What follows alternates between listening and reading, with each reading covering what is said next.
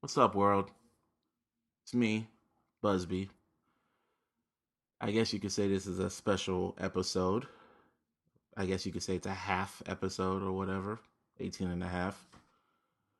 As I'm recording this, it is November 10th, 2016. We are literally 48 hours after the presidential election of Donald Trump versus Hillary Clinton. And if you don't know by now, Donald Trump won the election, which means he will be our president for the next 4 years. I mean, what is there to say? I mean, I've been just thinking about this for the past 2 days, and it's still blowing my mind. I'm looking on social media, I'm avoiding the news, and it's fucking depressing. Very fucking depressing that a dude that was spewing so much hate going to all these cities, all these states, and spewing all this hate, all this just negative energy to all them people, and they ate it up, and they came out in flocks. The KKK, all these white folks came out in flocks and voted for this man, and he won. And it scares the shit out of me. As a black man in America, it scares the shit out of me. For my friends that are Mexican, it scares the shit out of me. For all my friends that are Muslims, everybody, every other minority out there, it scares the shit out of me. And I don't know, man. I've been like bouncing this around. I've been talking about it with my friends, my family, and I just felt since my birthday's coming up in the next few days, episode 19 is just gonna be, more of a positive energy. Like I'll let Ivana and JC talk, give their opinions about it because Lord knows how long I've been talking to them about it, and they're getting probably sick and tired of me talking about it. So I just decided I'm gonna come on here and lay my thoughts out as best I can, get it off my chest, and then move on. So I guess you could say it's scary to know that racism is very much strong in this world. Like I live in California, and the entire West Coast went to Hillary, and like we're very liberal, we're very open minded. It's very diverse out here. You know what I mean? So I never really seen racism like that around here. Like I never seen people get like so uptight about change and just marijuana and just all types of stuff. I've never seen hate like that. I've never been in the South like that. But when you see on TV, when you see how many people really do hate us, like how much hate they have for us, it's crazy. And now I'm still looking at the news. I'm just seeing online, I'm seeing the protest that's going around the country for this man. And it's just so alarming. It's crazy. It's absolutely crazy. And it scares me. It really does scare me. It's affecting me. Sometimes it's affecting some of my friendships with some of my friends because one of my friends, who's actually Mexican or Hispanic, he lives in Virginia, and he actually supports that man. As a Hispanic man, he supports him. I mean, he's in the military. I could understand that, but his reasons why it just it pissed me off. It's just crazy to me because I thought he was trolling because I've known him for years. I've known him for years. He was one of my closest friends. I've known him for years. And then when Trump was winning, he was sending me a whole bunch of memes and he was trolling me, laughing about it, thinking this shit was funny. And then when it got really bad, when it was looking like he was about to win, I had to text him and I was like, "Yo, man, I'm your friend. I've known you for years, but this is very uncomfortable for me. I'm having a hard time accepting this right now. So please stop sending me this bullshit." Because I know either you're trolling or whatever. Just stop sending me this shit, or else I will block you on Twitter. I will just block you and I will just delete you. And if you really support this dude, like if you support everything that he's about, we can't be friends no more. And as harsh as that sounds, and as hard as it was, It was the truth. Because it's just, I can't accept that. I can't accept that shit.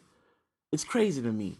And he did, he responded back. He said some old bullshit to me about, I don't know, about how he knows he's a clown and he just understands his policies and all this other bullshit. It just doesn't matter to me. If you're with him, you hate me.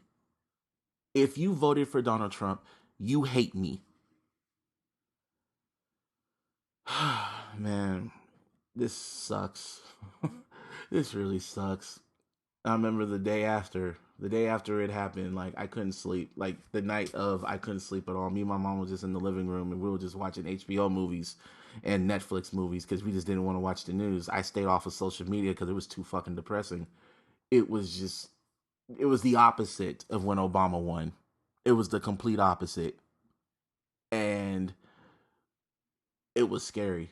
It was like I was just thinking about the future. I was thinking about what would happen with my friends. Obamacare is gonna be gone. Like everything that man Barack Obama worked for is is gone. It's gonna be torn down. It's just gone. It's done. It was all for nothing. And that's how America owes him back. They hate a black man that bad that they will vote a vicious, racist bigot into the White House and fuck it up. But you know what? Let me just say something else. I don't think Donald Trump is racist. I was talking to my boy Anonymous about this shit, and he told me he watched his speech, and he said he was expecting him to come out and be all like, how is he supposed to be like just dissing Hillary and dissing everybody? He's like, jokes on you. But he came out very humble. He came out calm. He thanked Hillary for putting up a good fight. Like he came out looking like humble and normal. And then he was just like, huh. And then he just told me like, he ain't racist.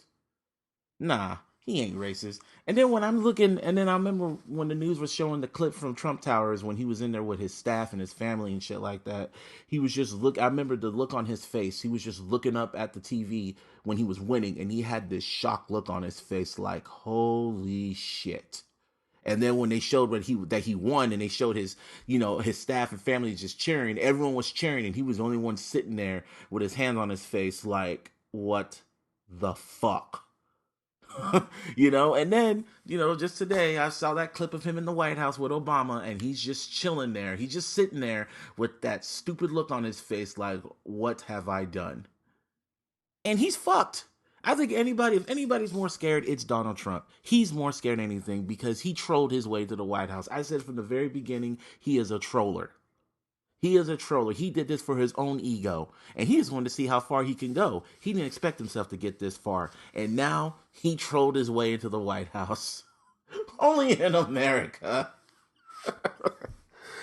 Oh, shit, man. It's cool to laugh. Only in America. But back to what I was saying. So the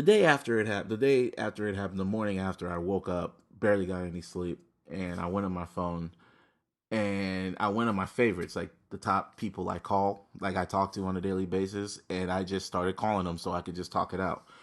First person I called was Edgar, and my boy Edgar, my Beckel, and his response was just simply like, "Well, I told you so." Not I told you so, but he's like, "I knew this shit was gonna happen. I just knew it. It's just crazy. I'm just gonna sit back and laugh." That was pretty much his response. And then I kind of just went through my whole phone list and of all my friends, and their responses range from, "Well, I knew this was gonna happen," to "I don't want to talk about it," to "We're fucked." And then another responses were just like they just laughed it off, like, "Wow, this is fucking comedy." And if you really think about it, this is some funny shit in a fucked up way, just at America's expense. Donald Trump is our fucking president. Sounds like a South Park episode, but nah, this is reality, bruh. So I don't know, and it was just like the day after, it was just really fucking with me. I just couldn't shake it off. I just talked to all my friends about it, and some of my friends were just like, they were just like, "What the hell you've been talking about? This is really affecting you." Like, I'm just really surprised. Like, this is really affecting you, and it's like, yes, this is affecting me. It really is affecting me. It's fucking me up Because this is my future. This isn't, I'm not down because a movie was trash, or I'm not sad because a girl fucking wasn't feeling me or anything like that, or I was disappointed because the Niners lost the Super Bowl. Don't get it twisted. Even though this is a serious episode, it's still fuck Jed York. But this was deeper than that. This was extremely deeper than that. This is my future. This is your future. This is your children's future. Like, this is everybody. This is like, he has potential to just fuck this whole country up. And it scares the shit out of me. So yeah, it is gonna affect me. It's gonna really just royally fuck with me mentally. Going on social media, seeing what he has planned, seeing all the memes out there, seeing all the people out there, all the fucking non-voters that are now scared shitless because they're like, holy shit, my vote would have counted. No shit, you stupid motherfuckers. Man, it's just sad, man. It's just really sad, you know. And me and my mom been talking about it, my family been talking about it, and like my uncle, he's just really just stressed out about it. Like, my mom told me he was on the phone with her for like an hour, and he pretty much just said straight up, I never thought I'd ever say this for a presidency, but he is not my president. And yeah, he's not my president. He for sure isn't our president. I mean, we did go out and vote for her. If you look at the numbers, if you look at the results, Hillary had the popular vote. It was just a technicality with the fucking electoral votes. That's why he's in there. 2000 all over again. He got on there on a technicality with the electoral votes. So, I mean, I read this report saying there is just a possibility that the electoral people, like the real people that have to vote for her, that have to vote him in or whatever, electoral voters, they have to vote him in on the 19th of December. And there is a possibility they may not vote him in and they might put Hillary in there, but it's a long shot. And it has never happened in American history. But this year has been very, very random. I mean, the Cavs came back from a 3-1 lead as never happened in the NBA Finals. The Cubs won the World Series. Fucking, if we go to wrestling, Kevin Owens and AJ Styles and Nakamura on WWE champions. We never thought that would ever happen. So, this year is just very, very weird. So, part of me kind of feels the story isn't over. There's like a little bit of hope. But it would be some shit, though. But, I'm just still going on social media and I'm just seeing all this shit going on. I'm seeing all the little racist people that are just going out there and just spreading their hate. They're freely spreading their hate. Going up to black people, calling them niggas. Going up to freaking Muslim people, yanking off their hijabs, like telling Mexicans to make my burrito or get ready for the wall to be built. They're just free, like putting the Nazi signs all over their walls saying, go home, go back to Africa, go back to Mexico, go back to where you came from. It's crazy. They're just really flexing their muscles because they really think like this is it. Like, hell yeah. Kind of reminds me when Obama won the presidency, when all the black folks were going around laughing at white folks, going, ha ha, yeah nigga, we run this shit now. Black man's in office, we run this shit. That's pretty much what white folks are doing right now. They're saying we took our country back, nigger, nigger, kike, fag, all this shit. Like, they really felt they're running shit now. Well, it's just a real reminder to y'all. This ain't the 60s no more. This ain't the 1960s. We ain't just gonna stand there and let y'all just try to spit on us and try to fight us and jump us. We got guns now. We'll fuck you up. I'm just keeping it real. Like, we will fuck you up. This ain't the 60s no more, bruh. And I don't want to say that, but it's the fucking truth.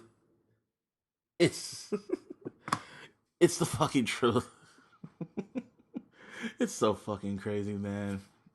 But it's been affecting me for a minute, and I don't think it's gonna roll off my. It's not gonna disappear for a while. So I'm letting all this shit out now. So for next week, when Ivana and JC come, they can talk it out or whatever. I'm probably not gonna say nothing, and then we could just talk about lighter stuff, you know, lighter stuff and all that. But if I could say one thing, one positive thing that I guess you could say came out of this, is that I became very close. I guess you could say I became closer with my friends. Like, it brought more people together. Not just the racist people. I'm talking about the people. Like the whole nation has come together just to talk about it, just to talk about how scared they are, or just be like, what the hell's coming on with our country, and it's just uniting us in a way, or just last night. I mean, I was with my friend, my homegirl Julie. Shout out to Julie if she ever listens to this. And I went with her boyfriend to Denny's because they're Hispanic. Excuse me, they're Hispanic, and they were just freaked out, just like me. Just like me, they were freaked out. We went to Denny's at midnight, and we were just sitting there talking, just talking it out, and just talking about our concerns, and talking about life, and just all sorts of stuff. And it was just nice because we were friends. And then, like, right next to us, there was just another, like probably brothers and sisters, and they were talking it out. They, like, you could tell they couldn't sleep. It was like a whole group of people that were in Denny's, and they were just talking about how fucked up this country's gonna be in the next in the next few months, or the next month. Well, my mom was giving me advice on what we should do. So she saw this video by this one dude, this one black dude that was on CNN. He did like a really nice rant. He did a pretty dope rant on CNN talking about why he got into office, and he called it the white lash, because that's what it was. It was the white lash. And the white people just pretty much all came together, and they just got into the White House. They got that man into the White House. So pretty much what we should do, what his advice is, that number one, we should just take a break. Take a 2-week break. Just try to get away and like enjoy the holidays, enjoy Thanksgiving, enjoy being with your family, having fun, and just doing what you're doing. And just don't think about it. Just try the best you can not to think about it, and just enjoy your life. And then we got to get a plan together, and then pretty much organize. And then when he gets into office in January, we got to fight.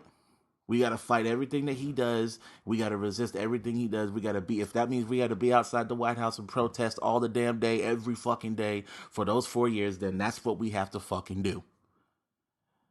So it's uniting the nation in a way. It's the very divided nation. Like Eminem says, this is the divided states of embarrassment. And that's what the fuck it is right now. It is the divided states of embarrassment. Am I embarrassed to be in this country right now? Sort of. I mean, I live in Cali. Cali, we're happy as hell. I'm kind of glad I live in California right now, to be quite honest with you, because California's a shit. What can I say? But just to know there are when you go outside of Cali and you go in those Midwest states and you go in the South and you just see how ignorant they are, it's scary as fuck. It's sad and scary that they just don't see it how we see it. So, let me tell you this one story. This is how I know we're just so united. I was walking the sidewalk and shit. I was walking to McDonald's or something to get something to eat. And I see this black dude, this kind of homeless black dude or whatever, and he's walking. He asked me for the time. He's like, yo, what time you got, brother? I told him 6:00. He's like, all right, stay black, my brother. He gave me a fist bump, and he gave me a fist bump, and he said, yep, stay black and proud, my brother. Fuck Donald Trump. And he just walked off. Like, pretty much he knew. He just knew. So, it just knows that it's kind of dope to know that we're all in this together. Because I know I know it's corny to say, cliche to say, but at the end of the day, love trumps all. Love trumps all. Love conquers all. You got to remember that. You got to put your faith in God and remember that love conquers all. That's all. End of the day, we all got to love each other. So, feel a little better now. Went at this for like a good 20 minutes. It's pretty much how I feel about the whole situation. Just so next week, well, when the next episode comes out, I'll let Ivana and JC just talk their feelings for as long as they want to. Probably they won't talk as much because they see it so much on social media and shit. But this was my way to vent, because I'm not going to let this shit fuck up my birthday. I'm still going to live my life. I'm still going to party. You might still get some Henny Busby stories. I'm still gonna go out and travel. I'm still gonna be pushing this podcast. I'm still gonna be putting out articles to get my name out there. I'm still gonna do what I gotta do. Don't let this shit scare you. Don't let this shit to scare you to do what to stop you from doing what you want to do. He's a hoe ass nigga. Don't let a fuck boy fuck up your dreams. So that's all I really gotta say. Hope y'all have a good hope you all have a good night, good life if y'all listening to this. But yeah, this is, I guess you could say this is episode 18 and a half, one of them special half episodes. Speaking for JC, speaking for Ivana, America, I love you.